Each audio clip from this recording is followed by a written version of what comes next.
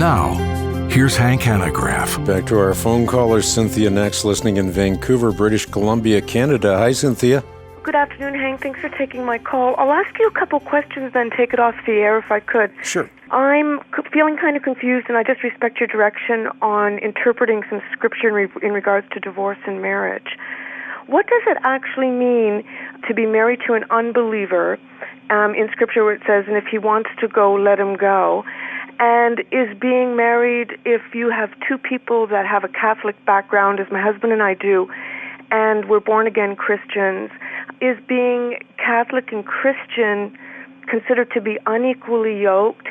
If my husband is saying that he realizes we didn't get married in the Catholic Church, and now he's saying that if we didn't get married in the Catholic Church, then God didn't recognize our marriage. And I'm wondering what you think about that comment, and if you could just direct me on how, as a wife, I can even pray in a situation like this, I'd appreciate that. Yeah, well, a couple of things that I'd like to say off the bat is an article that we did in the Christian Research Journal on divorce and remarriage. Hang on, we'll send that out to you. But to say that because you're not married in the Catholic Church, God did not recognize your marriage is a big cop-out. God recognizes your marriage when you stand before God and man and you say that you are committed to nurture and care for, to cherish and honor in sickness and in health until death do you part, and now say, well, it wasn't a Catholic Church and therefore God doesn't recognize it, etc. That's just a cop-out. And I think all too often that's the problem. We're looking for cop-outs so that we can pursue what we think is greener on the other side of the fence, and usually turns out to be dead. God puts two people together that are very, very different. And if both of you are exactly the same, one of you would be unnecessary. And the two different people rub the rough edges off one another in the process of life.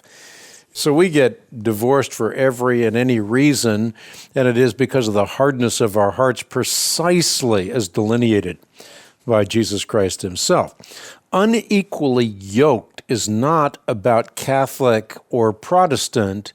It is about Christian, non-Christian. Christians hold to essential Christian doctrine, the very doctrines for which the martyrs shed their blood.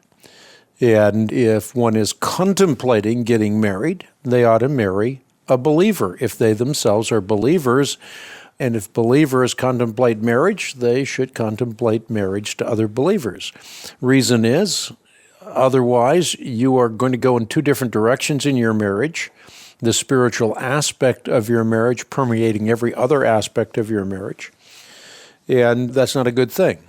And so the practical advice of Scripture is do not do it.